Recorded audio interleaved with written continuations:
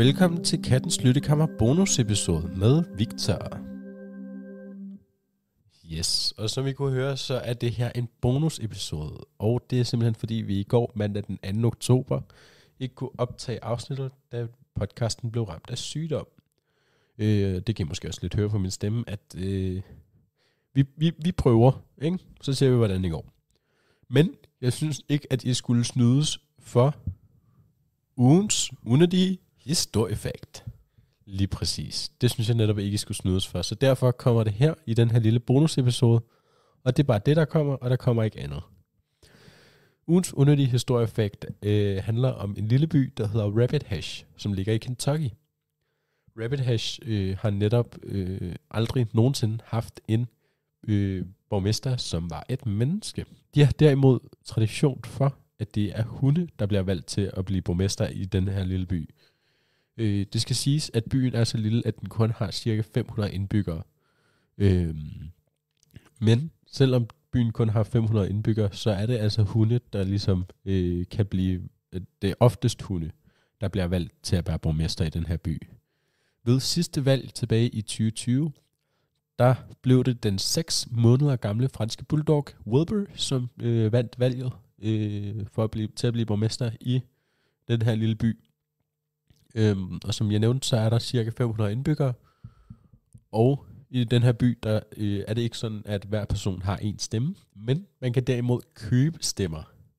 En stemme koster $1 per styk, og alle pengene, de går simpelthen til Rabbit Hash Historical Society, så det vil sige, at de går til byen, de her penge, og til deres historiefællesskab, hvis man kan sige det sådan.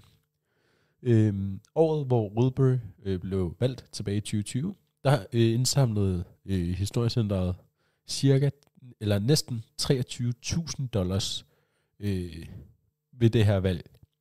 Det vil sige, at i gennemsnit, hvis vi siger, at der er præcis 500 mennesker i byen, at så stemt hver person i byen 46 gange. Og det siger måske lidt om, hvor bundkorrupt sådan en by kan være, hvis alle kan stemme lige så mange gange, de har lyst til. Og noget, der netop siger noget om, hvor mange, eller at man ligesom bare kan stemme, hvis man kan sige det sådan, det er, at der ved valget tilbage i 2016, tror jeg det var, der var der simpelthen en dansk forening, der gik sammen om at skrabe nogle penge sammen, og simpelthen stemte til det her valg. Man kan nemlig stemme som man kan både stemme som privatperson, men man kan også stemme som forretning eller anden form for business. Og man kan gøre det i byen eller online, hvor at man kan få stemmer fra rundt omkring i verden.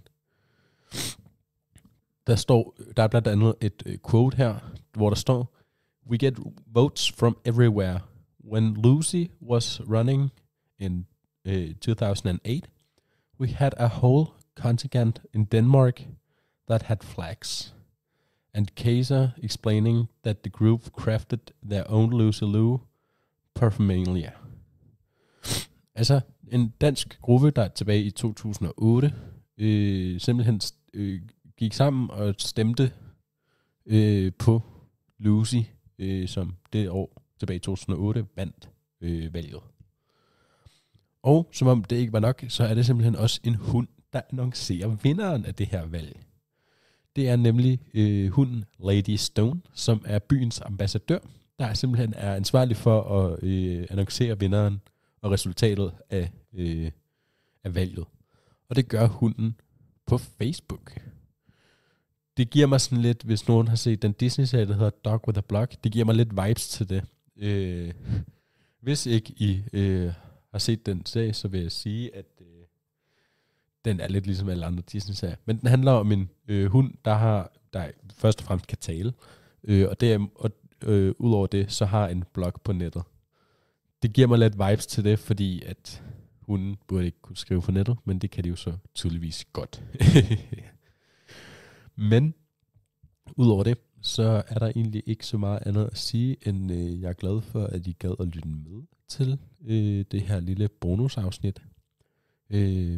Og så håber jeg, at vi lyttes ved på mandag den 9. oktober, når vi igen udkommer med en rigtig episode af Kattens Lyttekammer. Men indtil da, så vil jeg egentlig bare sige, vi lyttes ved.